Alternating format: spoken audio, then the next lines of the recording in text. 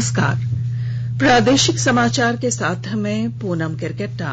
पहले मुख्य समाचार। गृह मंत्री अमित शाह कल नई दिल्ली में राष्ट्रीय आपदा प्रबंधन प्राधिकरण के 17वें स्थापना दिवस पर आयोजित कार्यक्रम का करेंगे उद्घाटन। झारखंड टीएसी की बैठक जारी। आदिवासियों के लिए आजीवन एक जाति प्रमाण पत्र के साथ कई प्रस्तावों पर हो रही है चर्चा। स्वास्थ्य मंत्री बन्ना गुप्ता ने कहा, सरकार तंबाकू के इस्तेमाल पर प्रतिबंध लगाने के लिए प्रतिबद्ध। तंबाकू निर्माण करने वाले और बेचने वालों पर होगी सख्त कार्रवाई। और खूंटी और चाईबासा में सर्च ऑपरेशन के दौरान पुलिस और पीएलएफआई उग्रवादियों के बीच मुठभेड़। उग्रवादियों के हथियार, गोला बारूद और अन्य सामान बरामद। और समाचारों में आगे बढ़ने से पहले जरूरी संदेश। देश भर में 18 वर्ष से अधिक आयु के सभी लोगों के लिए सरकारी केंद्रों में निःशुल्क टीकाकरण अभियान चलाया जा रहा है। हमारे युवा श्रोताओं से अपील है कि वे कोविड रोधी टीका जरूर लगवाएं और दूसरों को भी इसके लिए प्रेरित और सहयोग करें। जब तक आवश्यक न हो घर से बाहर न निकलें और इन आसान उपायों का पालन करें। मास्क लगाएं, 2 गज की सुरक्षित दूरी बनाए रखें, बार बार हाथ धोएं और चेहरा साफ रखें। कोविड से संबंधित जानकारी और मार्गदर्शन के लिए राष्ट्रीय हेल्पलाइन काम कर रही हैं। इनके नंबर हैं 011-2397-8046 और 1075। इसके अलावा राज्य हेल्पलाइन नंबर 104 डायल कर समस्या का त्वरित समाधान लिया जा सकता है। केंद्रीय गृह मंत्री अमित शाह कल नई दिल्ली में राष्ट्रीय आपदा प्रबंधन प्राधिकरण के 17वें स्थापना दिवस पर आयोजित कार्यक्रम का उद्घाटन करेंगे। इस वर्ष स्थापना दिवस हिमालयी क्षेत्र में आपदा की घटनाओं के व्यापक प्रभाव विषय पर आयोजित किया गया है। प्रधानमंत्री के प्रधान सचिव डॉक्टर पीके मिश्रा मुख्य भाषण देंगे। इस अवसर पर गृह मंत्रालय में राज्य मंत्री नित्यानंद राय, अजय कुमार मिश्रा और निशित प्रामाणिक तथा केंद्रीय गृह सचिव भी उपस्थित रहेंगे। कार्यक्रम के तकनीकी सत्र में प्रमुख विशेषज्ञ देश के हिमालयी क्षेत्र में भूस्खलन, बादल फटने, भूकंप और हिमनद झील के प्रकोप वाली बाढ़ समेत आपदा की अन्य घटनाओं के व्यापक प्रभाव पर विचार विमर्श करेंगे। Jharkhand tribes advisory council TAC की बैठक आज रांची स्थित प्रोजेक्ट भवन में मुख्यमंत्री की अध्यक्षता में हो रही है। बैठक में टीएसी के उपाध्यक्ष चंपई सोरेन भी शामिल हैं। बैठक में जाति प्रमाण पत्र में आदिवासियों को हो रही मुश्किलों को देखते हुए पूरे जीवन काल में एक ही बार जाति प्रमाण पत्र बनाने की मंजूरी पर चर्चा हो रही है। वहीं अन्य प्रस्तावों में ट्राइबल यूनिवर्सिटी का गठन, अनुसूचित जनजाति के उद्यमियों को नया कारोबार शुरू करने के लिए प्रोत्साहन योजना बनाने के अलावा सरकारी बैंकों से ऋण उपलब्ध कराना शामिल है। भारत सरकार ग्रामीण विकास विभाग के सचिव नगेंद्र नाथ सिन्हा ने आज पूर्वी सिंहभूम जिले के घाटशिला प्रखंड के धरमबहाल रूरबन क्लस्टर का निरीक्षण किया। इस अवसर पर उन्होंने काशीदा पंचायत में प्रधानमंत्री आवास योजना के तहत बने घर का भी उद्घाटन किया। मौके पर उन्होंने कहा कि गरीबों को घर उपलब्ध कराया जा रहा है। उन्होंने कहा कि स्वयं सहायता समूह से जुड़े लोगों के आजीविका का विस्तार हो।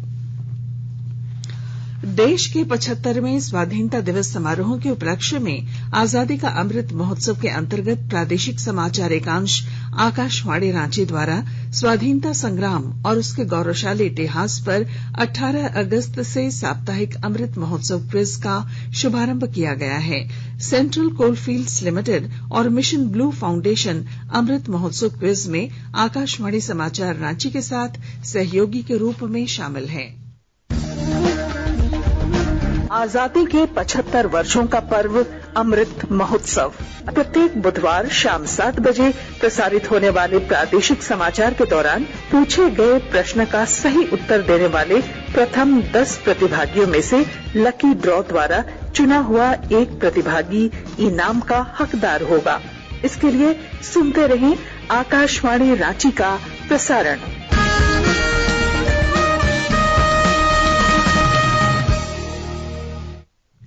आज विश्व पर्यटन दिवस मनाया गया। अंतर्राष्ट्रीय समुदाय में पर्यटन और इसके सामाजिक, सांस्कृतिक, राजनीतिक और आर्थिक महत्व के बारे में जागरूकता पैदा करने के लिए ये दिवस मनाया जाता है।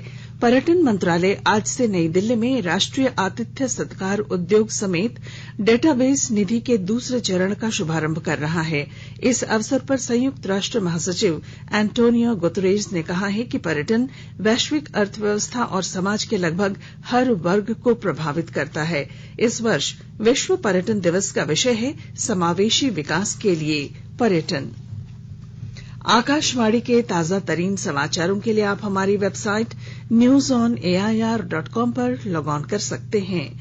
ताजा समाचार Twitter handle @AIR News Alerts और Facebook page all India radio news पर भी उपलब्ध हैं। आप प्रादेशिक समाचार एकांश के ट्विटर हैंडल @AIR News_Ranchi और फेसबुक इंस्टाग्राम पेज तथा YouTube channel AIR News Ranchi पर भी हमारे बुलेटिन सुन सकते हैं। प्रादेशिक समाचार आप आकाशवाणी रांची से सुन रहे हैं और अब पेश हैं कोरोना से बचाव के कुछ संदेश। कोविड-19 से बचाव और सुरक्षित रहने के 3 उपाय। मास्क लगाएं, 2 गज दूरी है जरूरी, सुरक्षित दूरी रखें, हाथ और मुंह साफ रखें।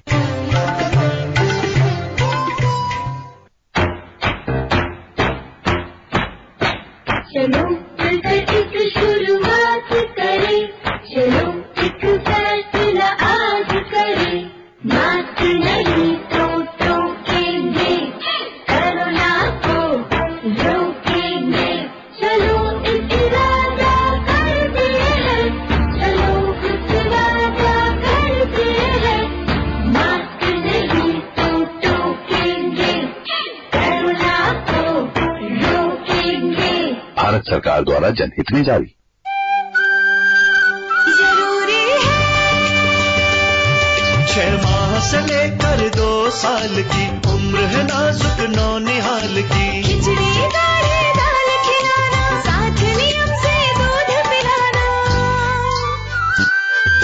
साग सब्जियां फल और अंडे मछली मांस भी शामिल करना बहुत जरूरी है, जरूरी है। 6 माह से 2 साल के बच्चे को स्तनपान के साथ साथ 3-4 बार तरह तरह का खाना खिलाना जरूरी है। पोषण संबंधी अधिक जानकारी के लिए अपने गांव में पोषण सखी या आंगनवाड़ी सेविका से संपर्क करें। महिला बाल विकास एवं सामाजिक सुरक्षा विभाग झारखंड सरकार द्वारा जनहित में जारी। प्रादेशिक समाचार में आपका फिर स्वागत है। स्वास्थ्य मंत्री बन्ना गुप्ता ने कहा है कि राज्य सरकार तंबाकू के इस्तेमाल पर प्रतिबंध लगाने के लिए प्रतिबद्ध है। इसके लिए विधानसभा में बिल पारित किया गया है। स्वास्थ्य मंत्री ने कहा कि तंबाकू निर्माण करने वाले बड़े व्यवसायी और छोटे दुकानदारों पर सख्त कार्रवाई की जाएगी।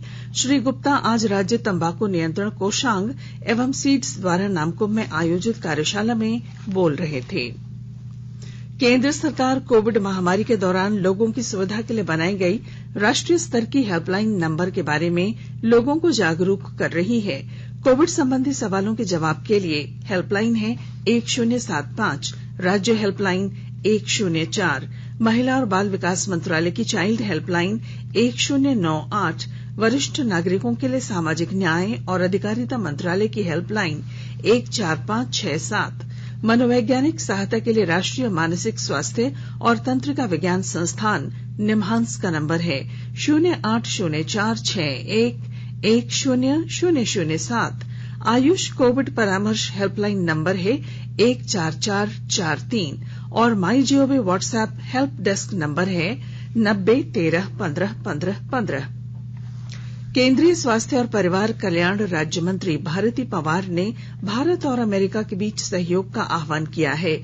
उन्होंने कहा कि यह वैश्विक स्वास्थ्य खतरों की वैज्ञानिक खोज और प्रबंधन में मददगार साबित होगा। वे आज नई दिल्ली में भारत द्वारा आयोजित चौथी भारत अमेरिका स्वास्थ्य संवाद को संबोधित कर रही थीं। यह 2 दिवसीय संवाद दोनों देशों के बीच स्वास्थ्य क्षेत्र में चल रहे सहयोगों पर विचार विमर्श का एक मंच है। कोडरमा जिले में मैट्रिक और इंटर के सफल परीक्षार्थियों को उचित मार्गदर्शन के लिए निःशुल्क कोचिंग की व्यवस्था की जा रही है। विस्तृत ब्यौरे के साथ हमारे संवाददाता। कोडरमा जिले में निःशुल्क कंप्यूटर ट्रेनिंग की शुरुआत होने के बाद मैट्रिक और इंटर के सफल परीक्षार्थियों को अब निःशुल्क कोचिंग दी जाएगी। इस बाबत जिला प्रशासन ने तैयारी शुरू कर दी है। उपायुक्त आदित्य रंजन ने अधिकारियों के साथ एक बैठक की। निःशुल्क कोचिंग के जरिए छात्रों के भविष्य को संवारा जाएगा और उन्हें उचित मार्गदर्शन दिया जाएगा। उपायुक्त ने कहा कि सफल विद्यार्थी पैसे के अभाव में कोचिंग नहीं कर पाते हैं और उन्हें सही मार्गदर्शन नहीं मिल पाता है, जिनके कारण उनकी सफलता भी आर्थिक अभाव में बाधित हो जाती है। जिले के अलग अलग इलाकों में कोचिंग संस्थान के जरिए निःशुल्क विद्यार्थियों को कोचिंग दी जाएगी और उन्हें विभिन्न विषयों की शिक्षा मुहैया कराई जाएगी। राजेंद्र बिहारी सिन्हा, आकाशवाणी समाचार, कोडरमा। कोयला मंत्रालय ने बिक्री के लिए निर्धारित 11 कोयला खदानों की नीलामी प्रक्रिया का दूसरा प्रयास शुरू किया है। इनमें से 6 के बारे में पूरी तरह से जानकारी हासिल की जा चुकी है और बाकी के बारे में आंशिक जानकारी उपलब्ध है। इस नीलामी में राजस्व हिस्सेदारी की व्यवस्था है। नीलामी की ऑनलाइन पारदर्शी प्रक्रिया 2 चरणों में पूरी होगी। इस साल 25 मार्च को भी इन खदानों की नीलामी का प्रयास किया गया था, जिसमें केवल एक ही बोली लगी थी। खूंटी जिले के रनिया थाना क्षेत्र के केसेल जंगल में आज जिला पुलिस और सीआरपीएफ की संयुक्त टीम के साथ पीएलएफआई उग्रवादियों की मुठभेड़ हुई।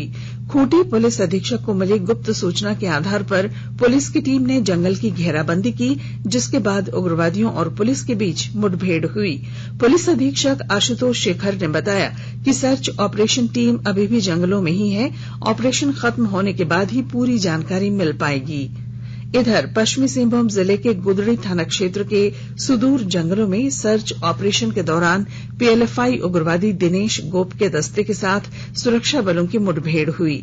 पुलिस अधीक्षक अजय लिंडा ने घटना की पुष्टि करते हुए बताया कि मुठभेड़ में पुलिस ने घटनास्थल से हथियार, गोला बारूद और अन्य सामान बरामद किया है। संयुक्त किसान मोर्चा के आह्वान पर गैर भाजपा दलों के भारत बंद का राज्य में मिलाजुला असर देखा गया। राजधानी रांची, गोड्डा और धनबाद में बंद का असर नहीं दिखा। वहीं बोकारो जिले में आंशिक असर देखा गया। लोहरदगा जिले में भारत बंद का मिलाजुला असर देखने को मिला। शंख पिकेट के पास संयुक्त किसान मोर्चा के समर्थन में महागठबंधन ने सड़क जाम किया। जिले में आज यात्री ट्रेन का परिचालन सामान्य रूप से हुआ।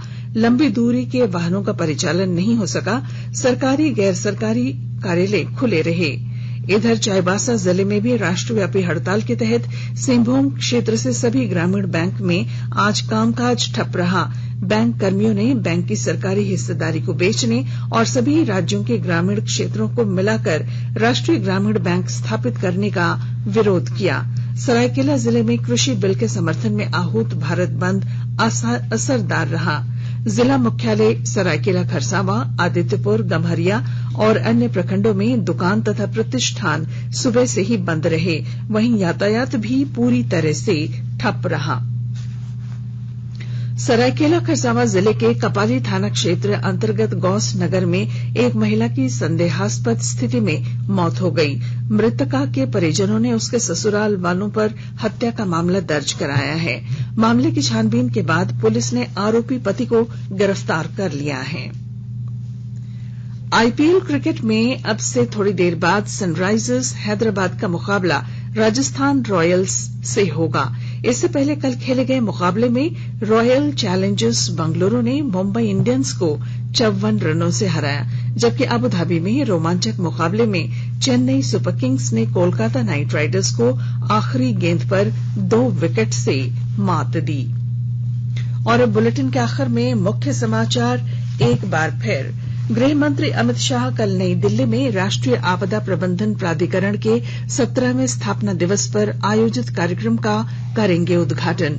झारखंड टीएससी की बैठक जारी। आदिवासियों के लिए आजीवन एक जाति प्रमाण पत्र के साथ कई प्रस्तावों पर हो रही है चर्चा। स्वास्थ्य मंत्री बन्ना गुप्ता ने कहा, सरकार तंबाकू के इस्तेमाल पर प्रतिबंध लगाने के लिए प्रतिबद्ध। तंबाकू निर्माण करने वाले और बेचने वालों पर होगी सख्त कार्रवाई। और खूंटी और चाईबासा में सर्च ऑपरेशन के दौरान पुलिस और पीएलएफआई उग्रवादियों के बीच मुठभेड़। उग्रवादियों के हथियार, गोला बारूद और अन्य सामान बरामद। और इसके साथ ही आकाशवाणी रांची से प्रादेशिक समाचार का ये बुलेटिन समाप्त हुआ। नमस्कार। घर में रहिए, सुरक्षित रहिए और सुनते रहिए आकाशवाणी।